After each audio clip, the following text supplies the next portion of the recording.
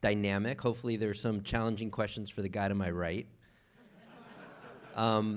But again, what Joe said, obviously we would think there would be at least one question about the board of directors issue that's been going on. So I think everyone will probably be frustrated. I know we are very frustrated with how little we can say about it. So number one is that Mr. Scally was removed as a director earlier today, both at the football club and GFC Holdings. So that was concluded.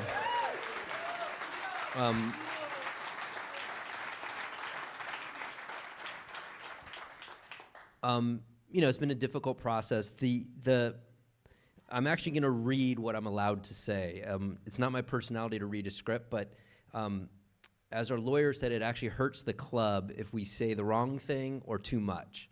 So please, bear with us, the minimal we're going to say, but it is really for the good of the club and any sort of future actions that might happen. Let's see here. So a number of fans have understandably asked the club, why has the rest of the board proposed Paul's removal and why now? Unfortunately, we're limited in what we can say to you about this. I'm sorry about that. Shannon and I are just as frustrated as you all. The background is, after we became involved in the club, a number of matters in relation to Mr. Scally's conduct came to light. As we've already said, these included his conduct as a senior member of the club's management, his treatment of club staff, and his management of club's assets. As you would expect, the club held an investigation, and the result of the investigation, the club concluded that Mr. Scally had acted in a way that has breached his duties as a director of the club. As I said, we can't go into anything further other than Shannon and I took it very, very seriously. And we wouldn't have done this now unless we felt that it was urgent and, as custodians of the club, the right thing to do. So thank you guys all for your understanding and patience as we sort of go through this.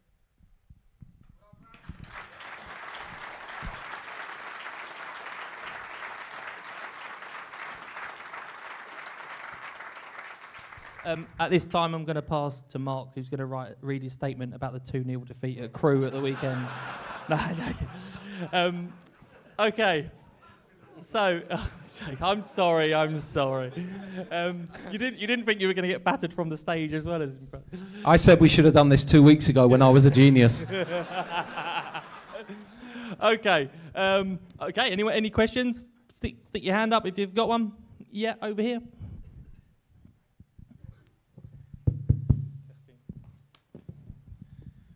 Hello, it's my first time here actually, and I'd like to say welcome to Mark. I think he's doing a splendid job so far. How have you found it? I know it's been difficult, but I've had a brilliant start, and it's down not just to you, to the coaches, but as he made it a lot difficult with the injuries and that, and the structure of what you were looking for, and obviously you can't pick a certain team from one week to the next, and obviously. Don't think you found your ideal team yet. Can you say any more on that? Yeah, thank you.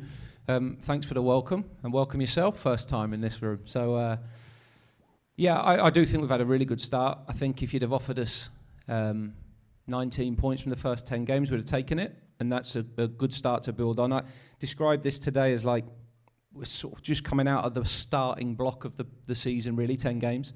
When you get to like 11, 12, and you've done a quarter of the season. My mind is like quarter one is around connecting your ideas to the players, connecting with supporters, connecting the identity of the team to the club and things like that. And we've made a nice start there. The connections are strong, and they have to get points as well as doing that. But that's into that is around consolidating on a good start. So we have to make sure that 19 points from 10 games isn't just a good start. It's the beginning of the process of building a really successful team. So we're now in that part of consolidating. Part of that will be maybe finding a team that has a bit more consistency in terms of who plays and when they play, which we haven't been able to do yet. But I actually take it as a huge strength that in the vast majority of games, whichever team's played and whoever's played, it's looked fairly well joined up. It hasn't been perfect, but it looks like a team that understands what's expected of it, and it's found different ways of winning games, which I think is really important as well. And the last week's given us a couple of different challenges which we'll have to emerge from and learn to cope with. But I'm really pleased with how the players have adapted. Sometimes if you go into a new club, and this is the first time I've gone into something new, we obviously added some players in the summer. We'll talk about that, I'm sure, but we joined a club that had a lot of players in situ previously. So a strong dressing room, quite a well-defined way about them in the way in which they behave. And then part of that I love, and we have to keep playing on, and part of that I'm trying to break down and change the mindset a little bit in some areas. So that's a great challenge for us. And I hope that as we get through the period of some of those players that missed pre-season, someone like an Ethan Coleman, Josh Andrews, that have been either stop-start or not really got started yet, hopefully that we'll get stronger as it goes on. But the test for the team out throughout the season is, and I've done over 200 games as a manager, and there hasn't been many spells where you have a period where everyone's fit. Very, very rare that that's the case. And in the end, I think part of it comes down to how strong can you be when you're not at your strongest, if that makes sense, and also how many players can go in the team and it still looks like a good team. And we've got a depth of a squad here that I think's strong, and I'm sure over the years, in recent years, when it's been tough, you've probably there's a few missing, and the team gets quite a bit weaker, and I don't think we've had that. I think whoever plays, we've still got a strong side that can compete, which is really, really important, and that will serve us very well for the next sort of 9 months. Yeah, question down here.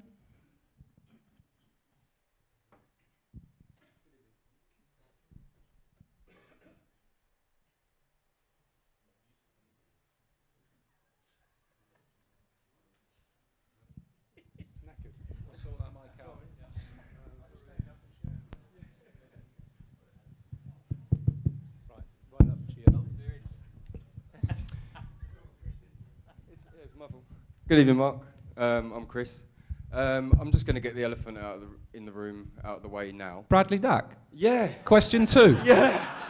Well, I wanted it to be question 1, but I didn't get my hand up in time, mate. So question 2 it is. So you've gone on record saying about 2025 with regards to him. Just for context, is that when you expect to see the best of him, or is that when you expect to see him back from injury? Yeah, good question. Not back from injury, certainly the best of him. I think a few things on Brad. I mean, number one, there was always, let's call it risk, 'cause that's an easy thing to understand. With somebody who hasn't played as much and has had his injury problems like Brad has, there's always going to be an element of risk that he's not going to be fit and available for a whole season. But I guess how disappointed you are is always tapered by your own expectations. So my expectation wasn't that he was going to be in our team at the start of the season. It wasn't that he was going to be getting 90 minutes for a long time. And he's probably a little bit short of what I hoped he'd be at this point in terms of contribution to the games. But that's just a consequence of the past for him recently, having not trained, having not had a full pre-season, having not played a lot of football in the last few years, and some big injuries. The reality is, if he didn't have those, he wouldn't be here. And we have to back the thought that if he's available for half our games this season and helps us win a few, he'll be a really good value to us. And the point of view at the beginning of that whole process is, are we signing up to something that's got a potentially huge outcome for us where we win big without the risk being huge cost to the club? And that's the balance that has to be made all the time. And the decision was, he can be someone who can really help us. He's had 45 minutes in a Bristol Street Motors game and 20 minutes at the end of a game recently, and he's not at his level yet, obviously. And he's got a bit of an issue in his hamstring that needs a bit of strengthening time, and then we'll need to build up some training load and so on. So the way we might measure him, we're all learning about his body, what he can cope with. That's a bit of a process. I don't want to put a date on it because everyone just holds you to it. We know he's going to be 4 weeks away from training properly. And then we hope at that point we can get him there quite quickly to a point where he can contribute to the team. But we're not in the muck and bullets of the season, as I call it, yet. And when the really, really important stuff happens, and of course every game now is important, but we hope we're in a position in the new year where we're charging, and if we can be, and we can have him flying, they'll be a huge, huge part for us to play in the back end of the season, in the second half of the season. So the frustration is we're all desperate to see him play. Many of you guys will have seen him first time round here and know how good he can be. So we can't wait to feel the benefit of that, but we're just going to have to be a little bit patient for it, I think. Okay, we got a question there, and then we'll come down to the front after.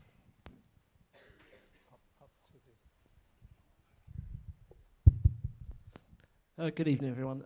Firstly, Brad and Shannon, hope everyone's okay back home in Florida with the hurricane that's going on.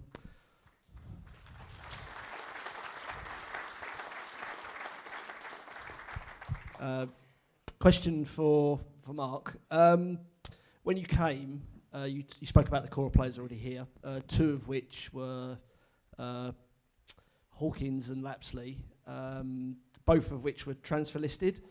How pleased are you with the contributions they've made, particularly Laps, and what is their status regarding being transfer listed, or are they off the transfer list now?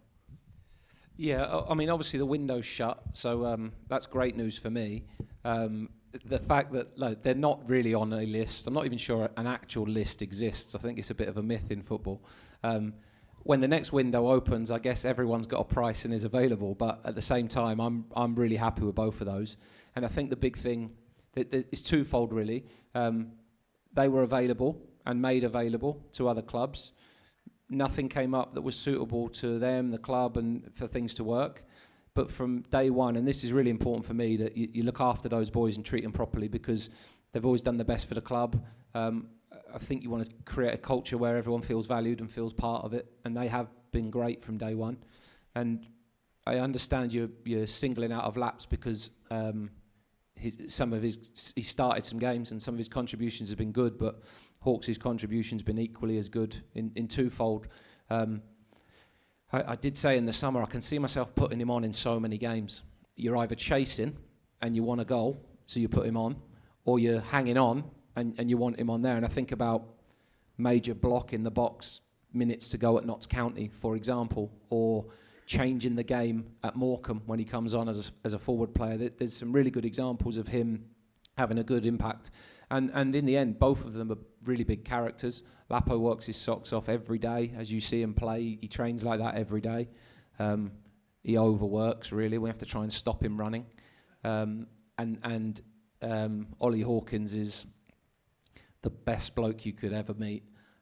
He's an absolute legend, and he's brilliant character and really popular, and he drives the standards and he drives the banter around the dressing room as well. He's a big character, so I've been really pleased with both of them. Great. We had a question down here at the front, Mike. Oh, Peter's ready.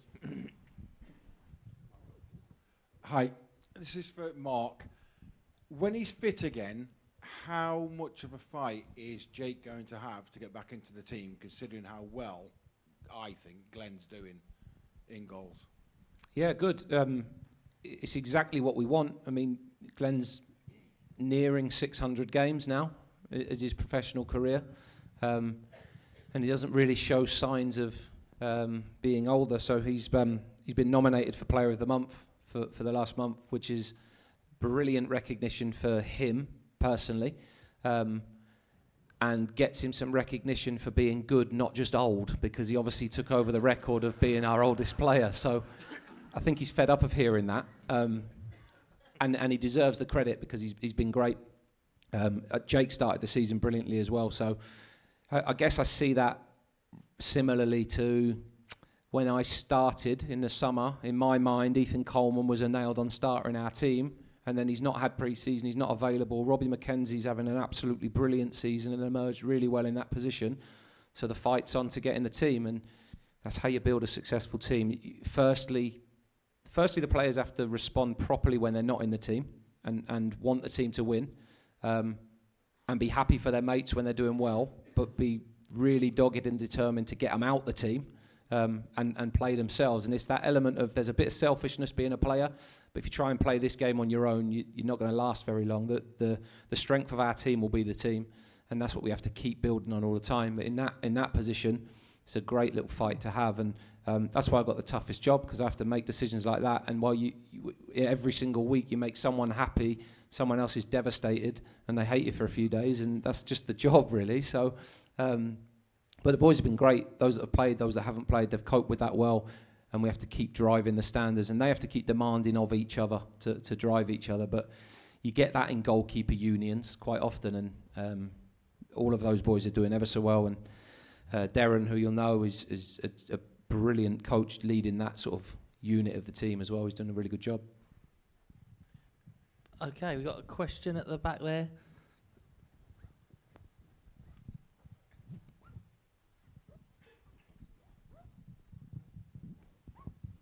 Yeah, evening all.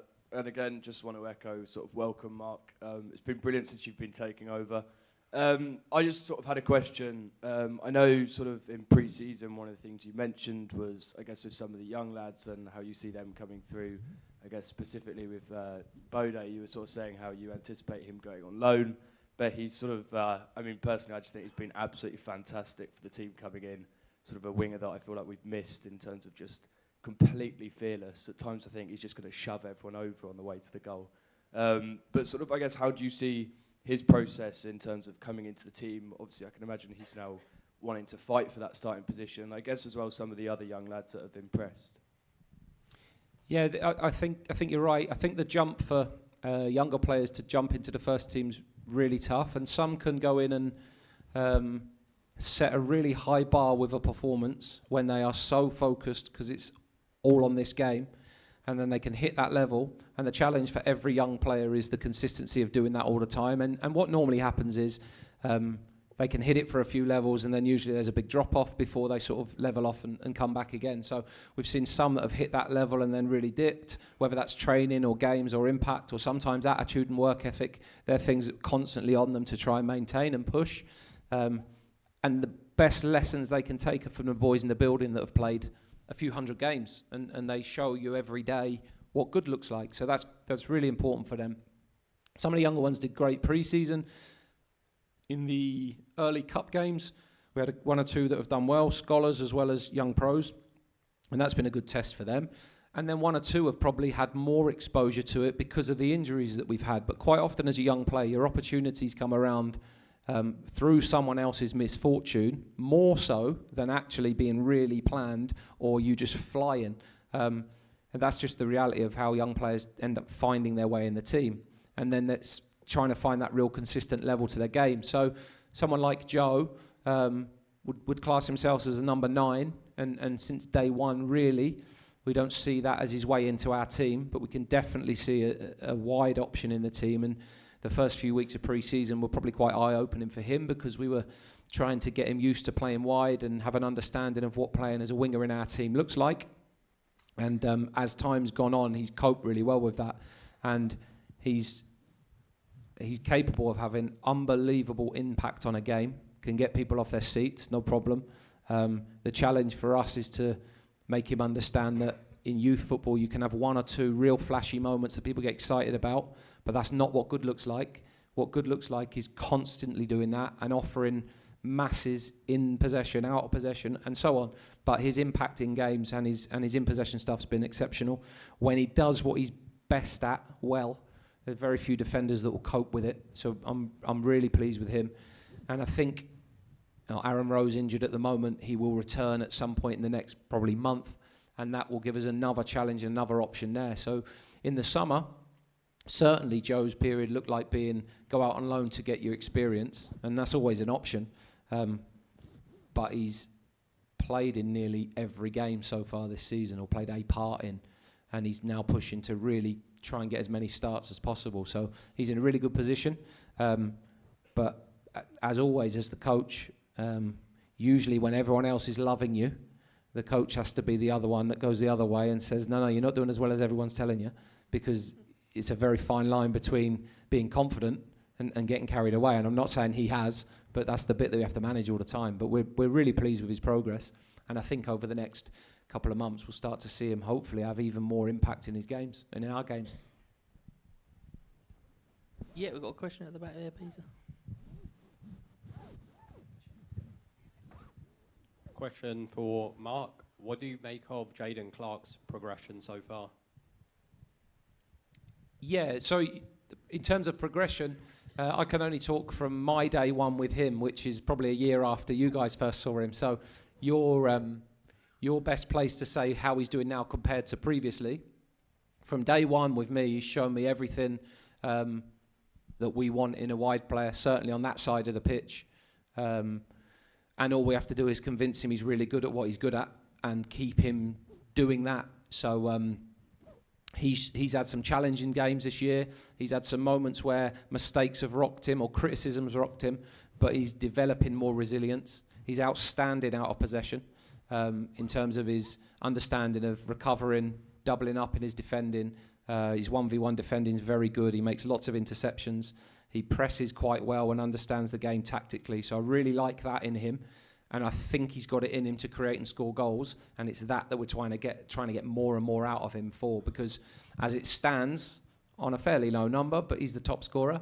And he's got it in him to add to that 100%. And we just have to find the balance between not losing what he's good at and what he's giving us, but making sure that he does that stuff and he really backs himself to go at people and get people off the seats and get defenders backed off and create a chance or create a goal for us. And I actually think every shirt in the top end of our pitch is up for grabs at the moment because there's players that want to do it, but we haven't found the level yet where we are guaranteed, give me the shirt because I'm tearing it to pieces. He's had some real threatening moments. He's had some really encouraging performances, and I think there's loads more to come.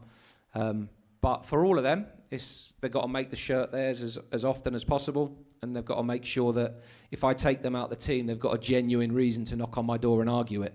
And at the moment, we're probably not at that point with anybody. So the challenge is there for all of them to take the game to another level and help us be the team we want to be in the attacking half of the pitch. Has anybody got a question there? Hi, it's a question for Bradley and Shannon.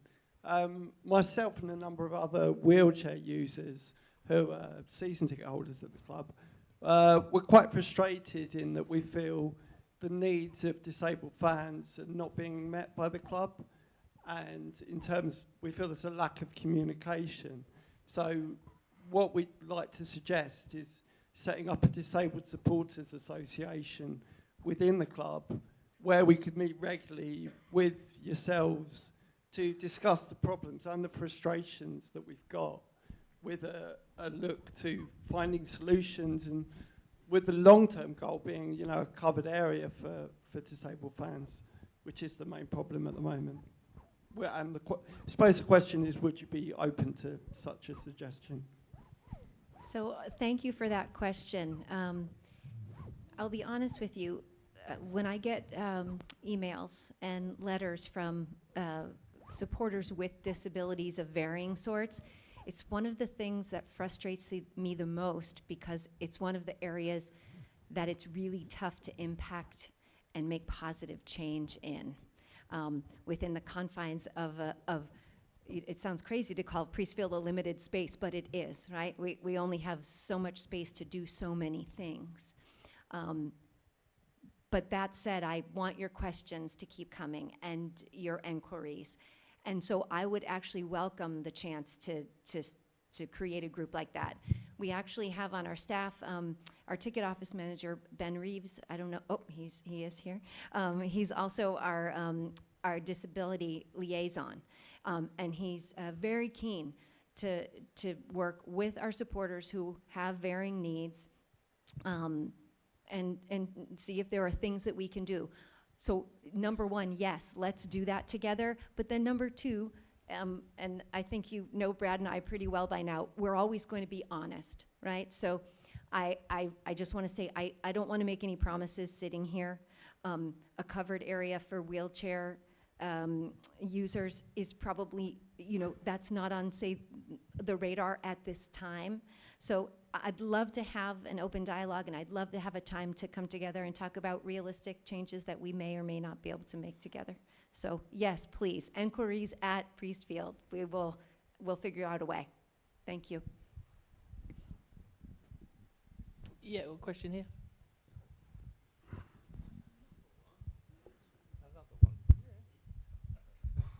There's been someone at the club for quite a while who is actually quite popular, Max Ehmer. He's been here on and off 10 years now, top 10 appearance maker for the club. Do we have any plans to grant him a testimonial? We don't have any plans sort of lined up. I mean, arguably he should be punished for going to Bristol Rovers for a period of time. But no, listen, if it was something that the fans had a desire for and wanted, I'm sure Max wouldn't say no, and it's something we can look at. So, I mean, would the fans want to see that? Yeah. So yeah, maybe we'll have a chat with Max. We'll have a chat with Mark, and you know how that would look, and when we could do something. But yeah, I definitely think someone who's given that much service to the club should be appreciated. Yeah, we've got a question here, and then we'll go to the back afterwards. Fulfilling your promises of upgrading the stadium, the club shop, has it happened? But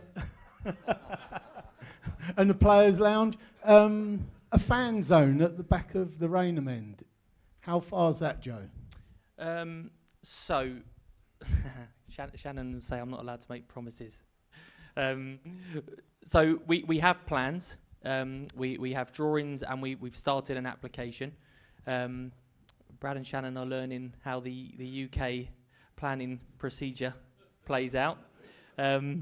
So we have drawings, we have plans, we've fully costed it and worked with Shepherd Neame. That was one of the reasons we moved to Shepherd Neame, because they've sort of bought into the idea and are willing to help us deliver it.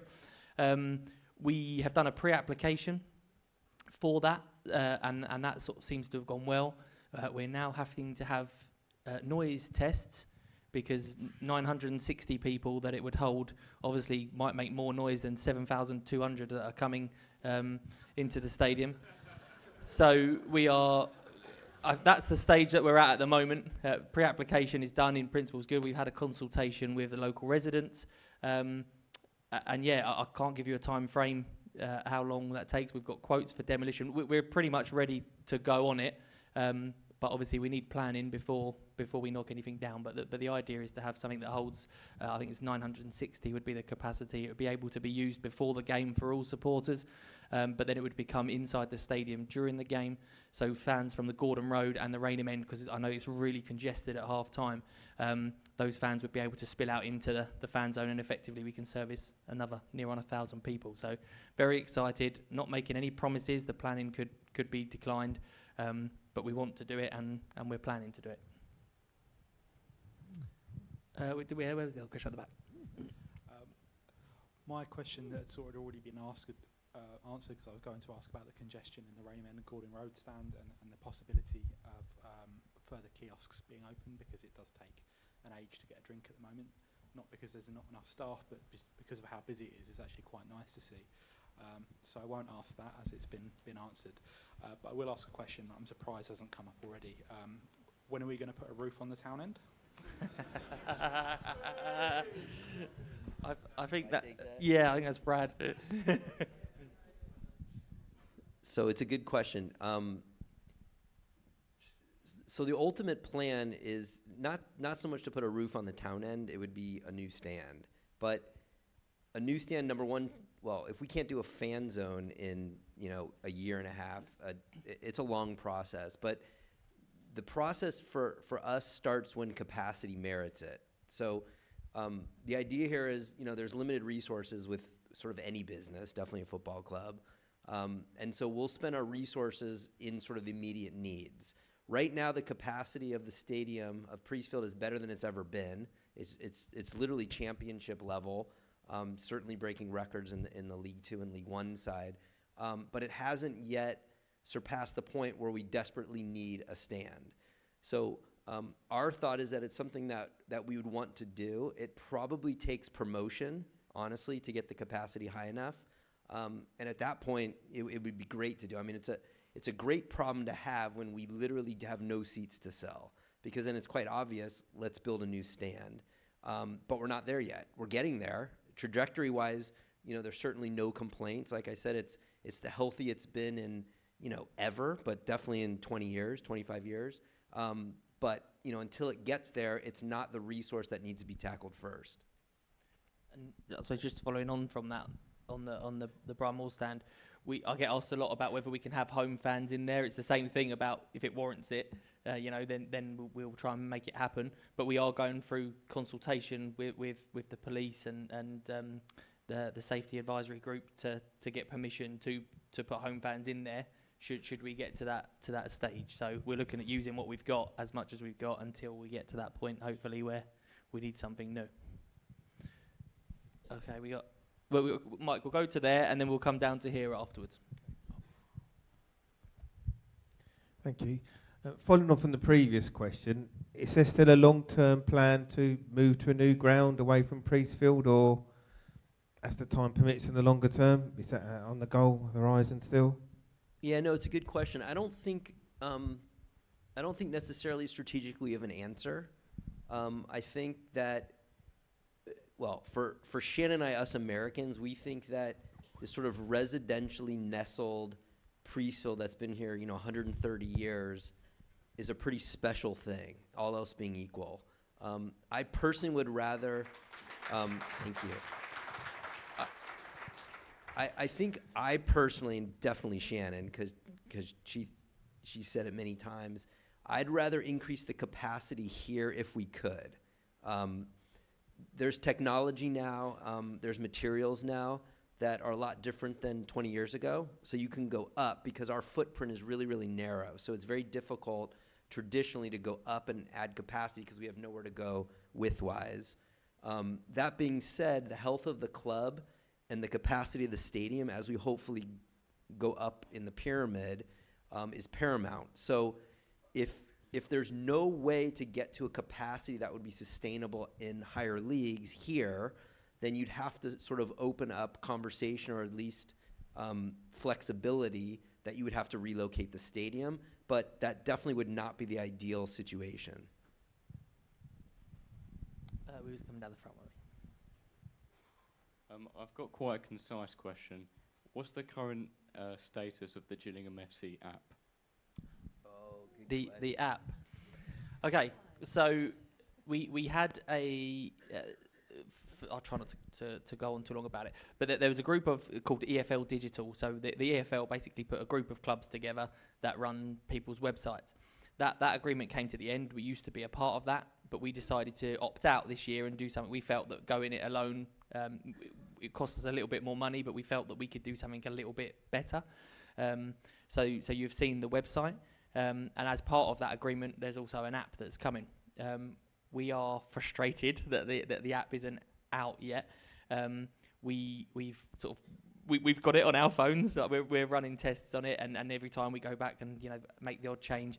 And I think even yesterday we thought we'd got something, and then I chipped in about something on retail, so it goes back to the developers and it's coming back. So I'm looking at Phil over in the corner. We're not far off. Close, very close. So yeah, we would hope we're talking days, maximum weeks, certainly not months. But yeah, we are pretty much there. And just so you're aware, in that app will have incorporated tickets, retail.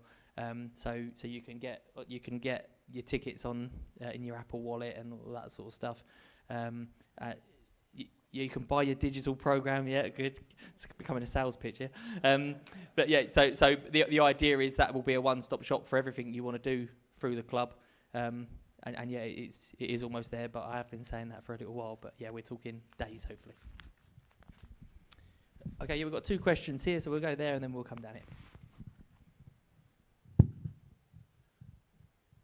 Whilst I appreciate the economic and commercial value of the LED lighting that goes around the ground, I sit in the middle of the Rainham end in row H, and at times it becomes very, very difficult to identify players of the other side and the ball when the LED lights are flashing round the ground.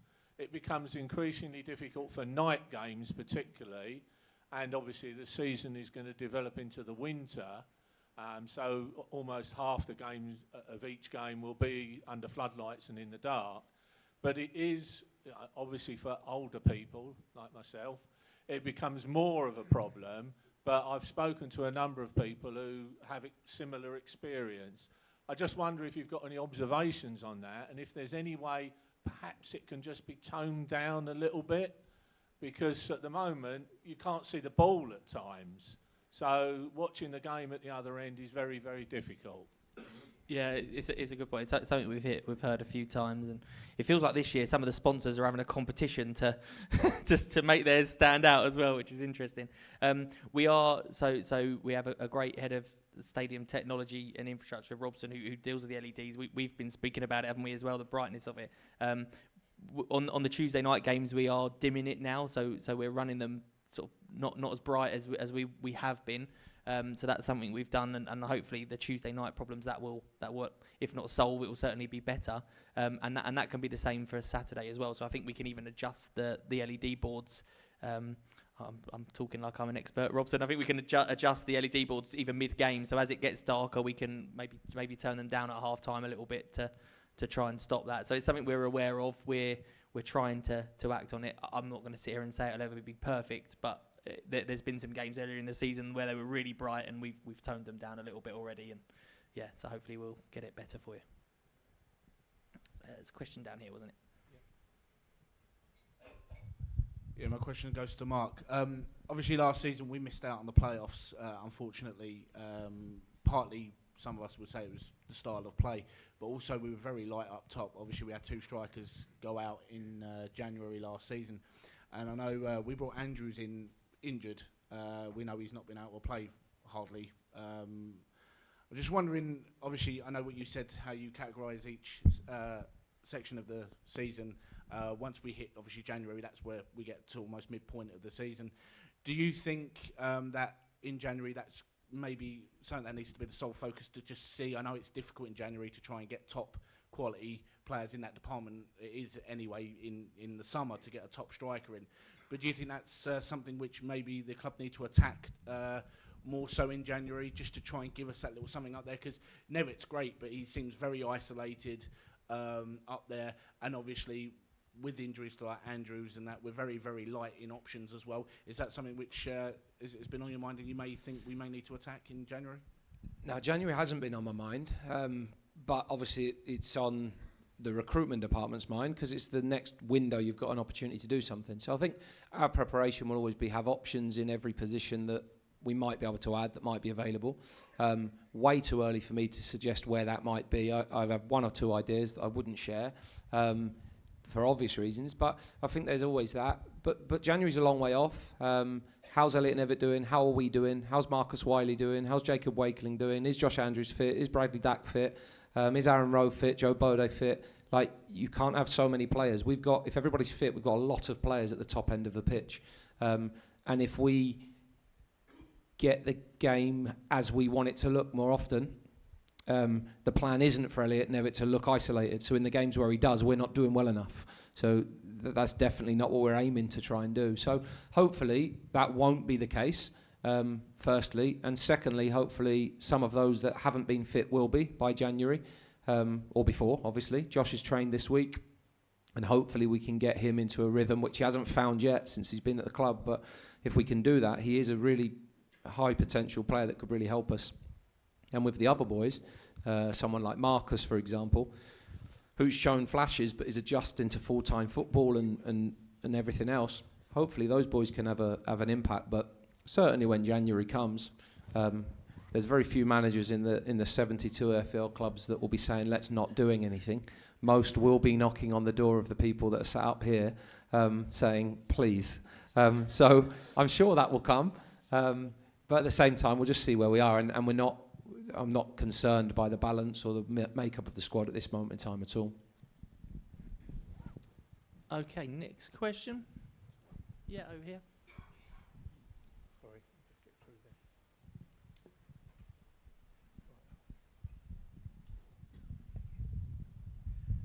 First of all, I'd just like to say to Mark, thank you very much for the way you evaluate the games post-playing.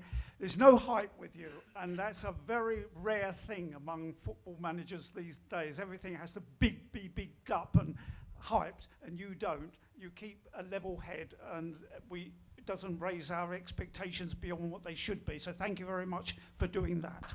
Thank you.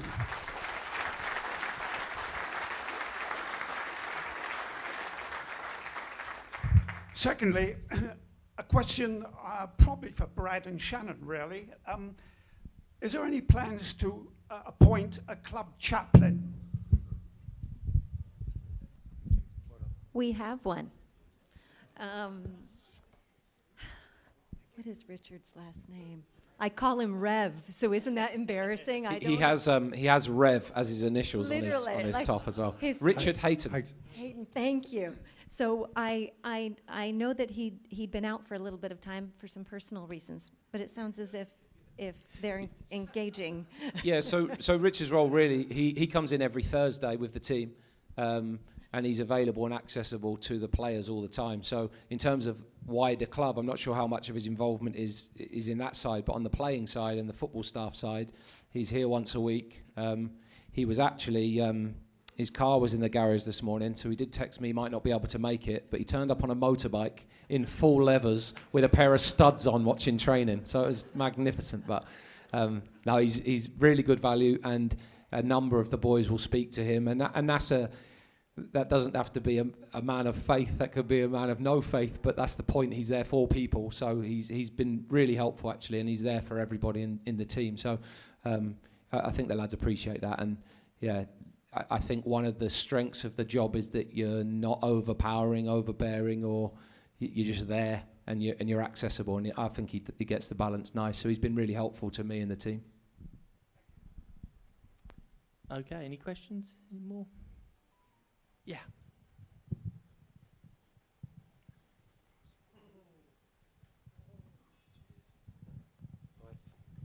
Make sure it works.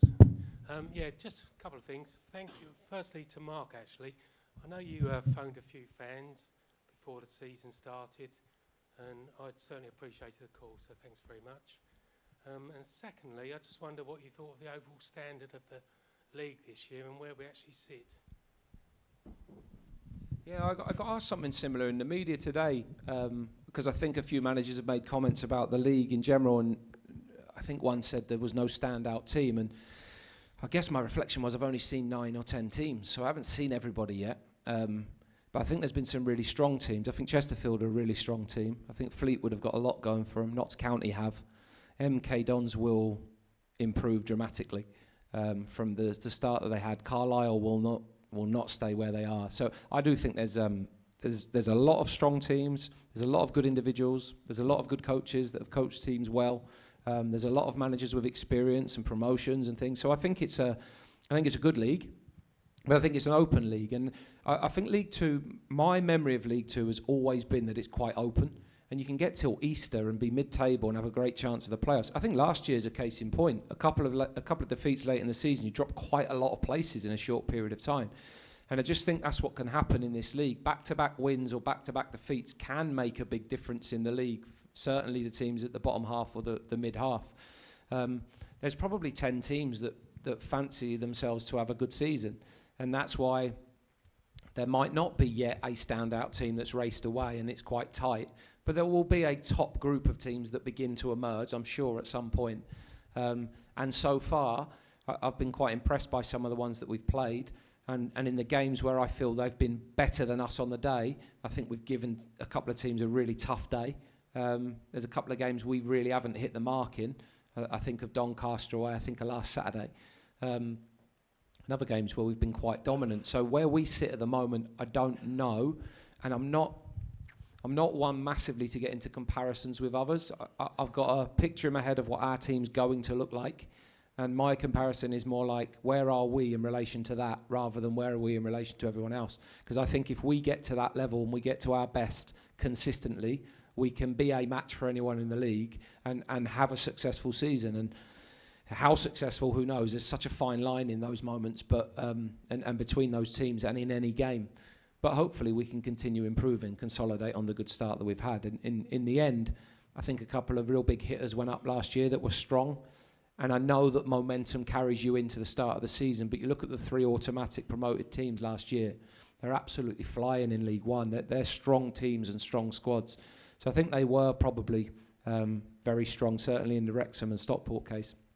And as for us right now, yeah, we're in amongst it with lots, but you can throw a blanket over probably 10 of us at the moment that are within a point or two of each other, and I do think that will probably be the case for a few months.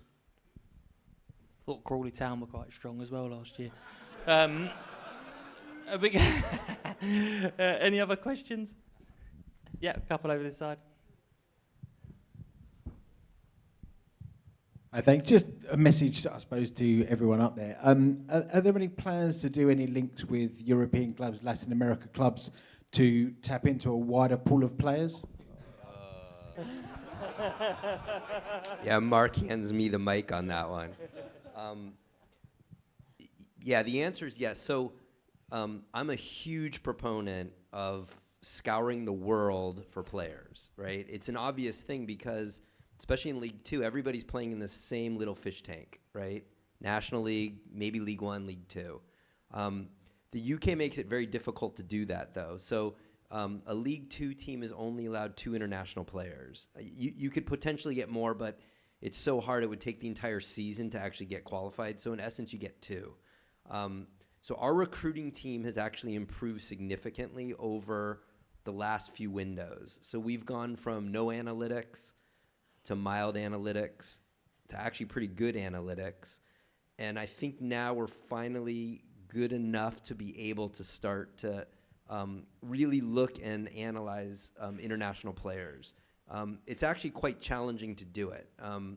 You know, in the UK, you know a lot about a player. You know their mates, you know their managers, you've worked for them, you've worked with them. When you start to get to Latin America, Australia, even parts of Europe, you just have a lot less information to go on. So you have to rely a lot on agents and analytics. And so we feel that our analytics is now good enough to be able to make some good guesses that would actually add to the team. Culturally as well, you know, is difficult. But, I mean, we did it with Hurtado, you know, from Watford. He didn't speak a lot of English, and he was welcomed in the club. He was successful for the time he spent in the club. So I think culturally, we're definitely equipped to do that. And I personally think it's a very exciting thing to do, but you have to do it smartly and you have to do it in steps. And I think Mark said in January he's good, right? Yeah, a little insight into how we work together. Brad's really keen on this and was really keen to do it in the summer. And there is an element of risk with any signing, and certainly people that you, like all the reasons Brad's announced there, but it's definitely something we'll explore, and it's definitely something that we will end up doing. I did ask Brad in the summer just for a bit of time to get my feet under the table, to work with the players that we've got and to get to know them rather than add too many things on top. And I'm really grateful that I have an owner that says, yes, fine, that makes sense. And hopefully we will build on that. Yeah, but just to add, we may or may not have had an opportunity to have a super certain player that, no, just kidding. It was the right decision. Turned into Jeremy Cole there for a minute. Yeah, over here, yeah. Yeah, can you tell me if Max has been practicing the coin toss this week? It is in tomorrow's plan. It is in tomorrow's plan. We've had a very busy Tuesday, Thursday, but I swear, if you went in my office and saw the whiteboard, it says to do Friday, and it says Max, Ehmer, coin toss. So that me and him are going to do 5 coins at lunchtime. And I wonder whether, I don't know if this is even allowed, the person who is captain and wears the band, whether someone else is allowed to do the coin toss. I'll have to look that one up because it's a bad record he's got right now. Yeah. My question is to Mark. I was very fortunate to watch an amazing display, an away game with the team playing at Notts County. And well done to the lads. Notts County are a pretty good, strong, high-scoring team, and I was delighted to be there to see the performance that the lads put on. Following on from that, we've had 2 defeats. My question to you is there anything that you've learnt from those 2 defeats that was common that is going to ensure that we don't make a loss in this next home game? Yeah, thanks, and thanks for your support. I thought the support that day, and in fairness, all the away games, like what I've discovered is, and I'm from Cambridge, and Gillingham isn't that far from Cambridge, but Gillingham appears to be far from everywhere else that we're going in the league this year. So the numbers that are following us to watch is amazing. And I knew before I came here, I've said this, that there was good support in terms of noise and numbers, and that's growing all the time. So I'm really grateful for that. And also that means on the bad days too, and I think you've all been great in the times that we've had tough times. That game in particular was almost perfect. Now, at the same time, if you step back from the emotion of that game and you said it ended a draw, you'd probably say, yeah, that might be fair.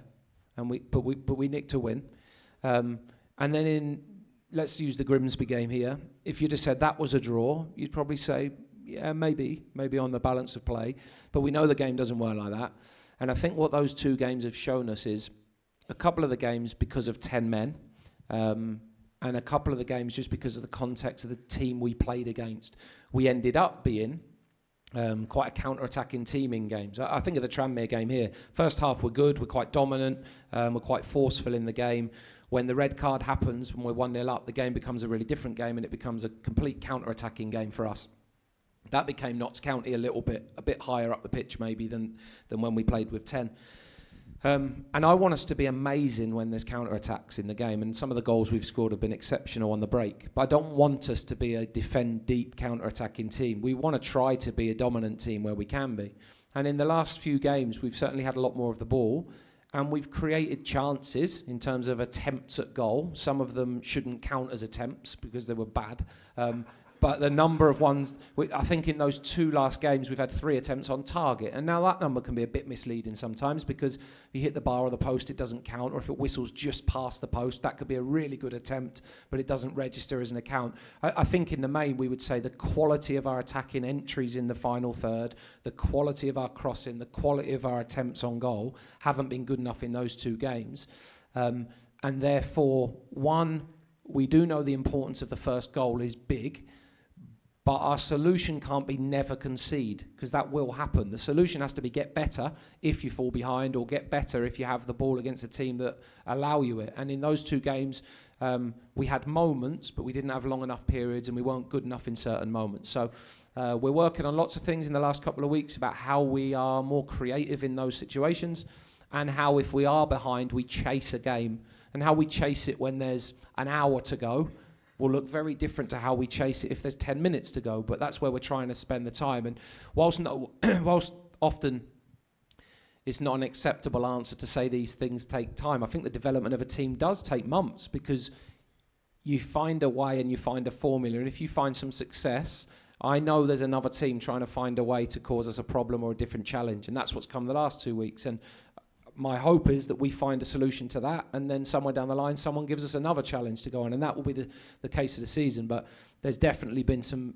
real common trends in the last 2 games that will serve us really well if we learn from them quickly, and if we don't get disheartened when we fall behind and think, oh, we can't. Like, we absolutely can. And what I'm really looking forward to is a moment when we play here towards this end and have some momentum and some energy, because I think about the Grimsby game, going back to the question on the coin toss, the game where we were against Tranmere and Chesterfield, and we were defending this end in the second half with 10 men, that was exactly where we needed to be, because the crowd behind us made a big difference.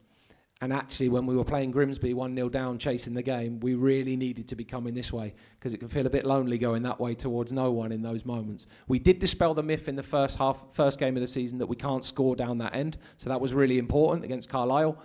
But we'd love to try and generate that momentum in the game and get that energy behind us, because I also think for supporters that can feel quite a long way away if the team's attacking that way and you feel a bit disconnected from the game. So, sorry, I went off a little bit there, but thanks for your question. Okay. Any more questions? We've got a few minutes. England have kicked off. Mike at the back. Look at that sprint on from Peter. Once again, thank you very much for this opportunity to speak to you guys. Really do appreciate it. I may be a couple of Q&As behind, so I do apologise. Brad and Shannon, what is your ultimate goal for the club now? At the start of this, it was a case of we didn't know if we were staying in the Football League, we didn't know if we were staying in or out. So what is your ultimate goal now again, guys?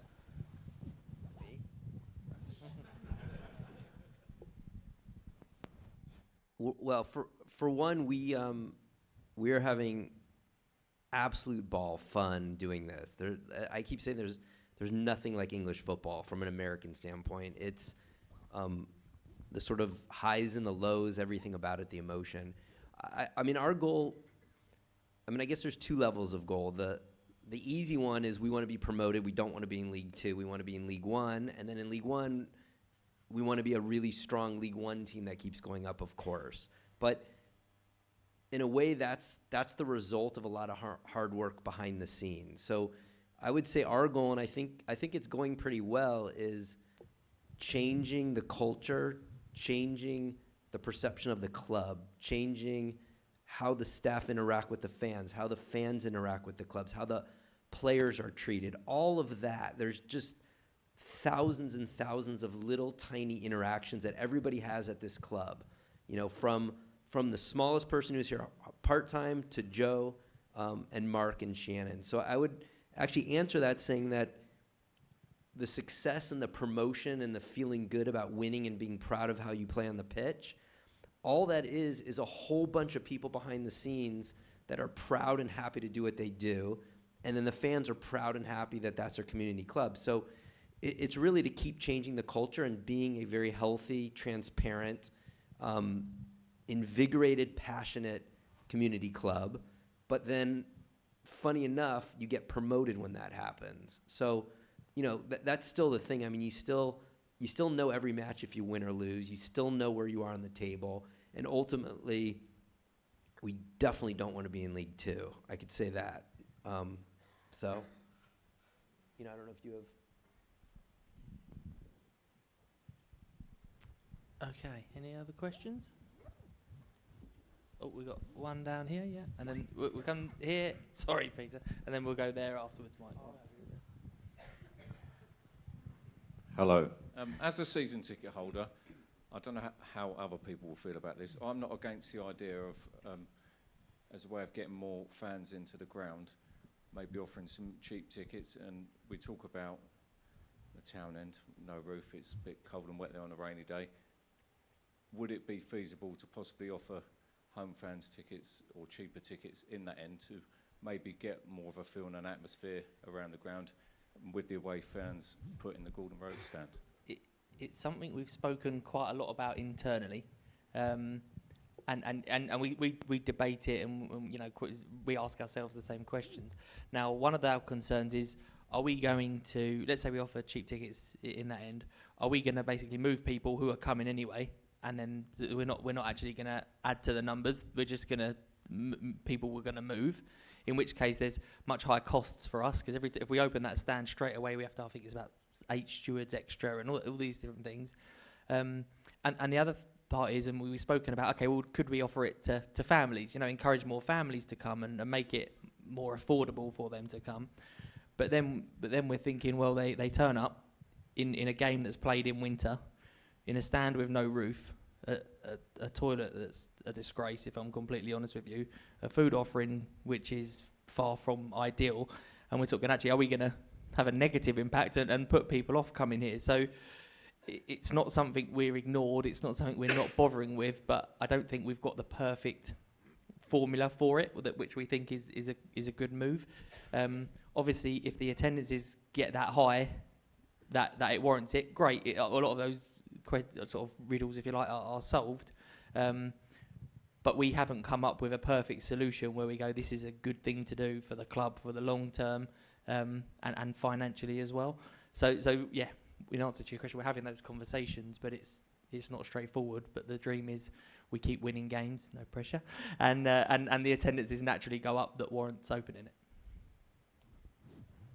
We had another one here, didn't we? Yeah.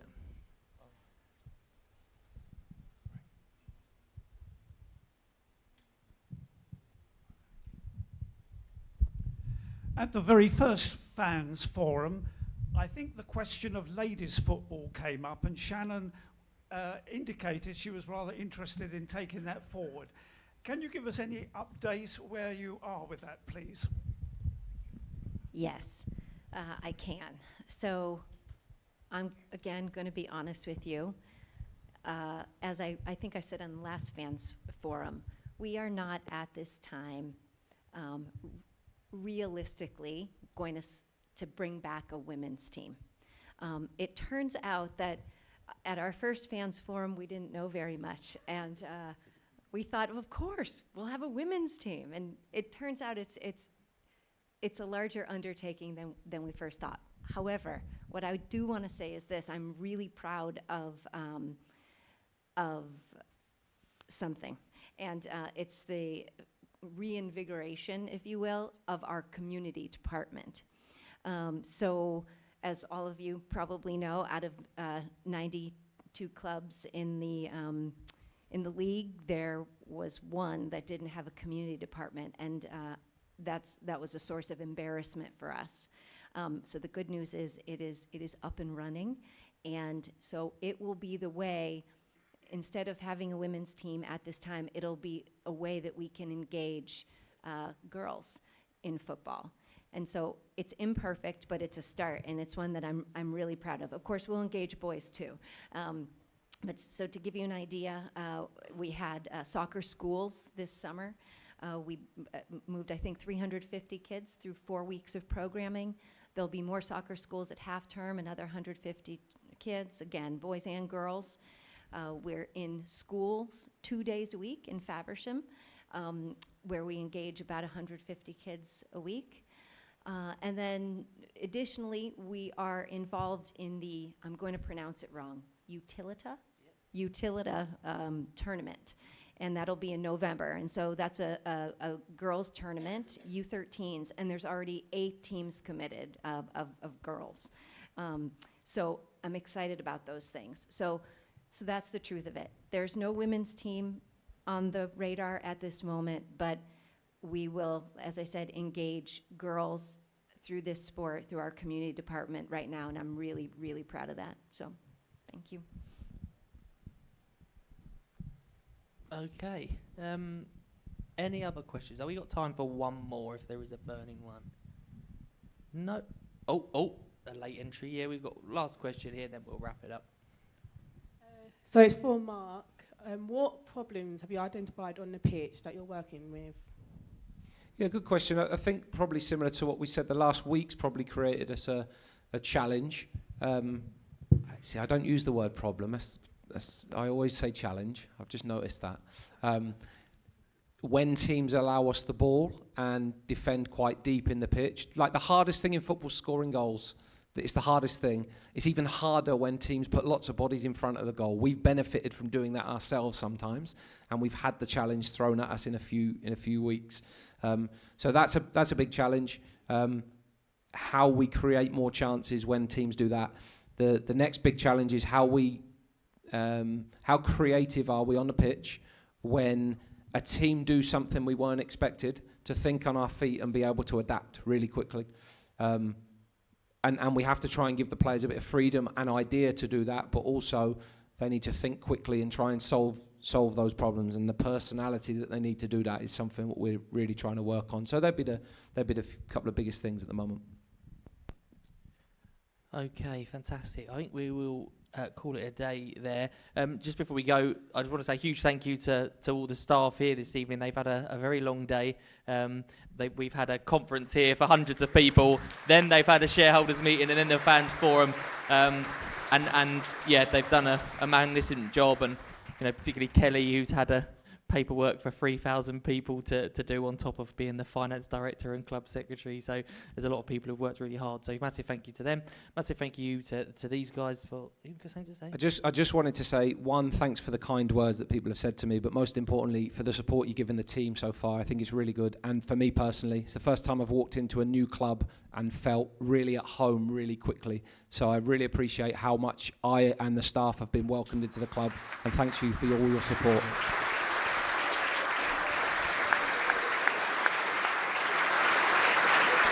Fantastic. Great. So England are on in the factory. If anyone wants to stay and try not to nod off during that. But yeah, you can make your way down to the factory that way, or you can leave this way. Huge thank you to Mike and Peter for doing the mics. Have a safe trip home, and we will see you here Saturday.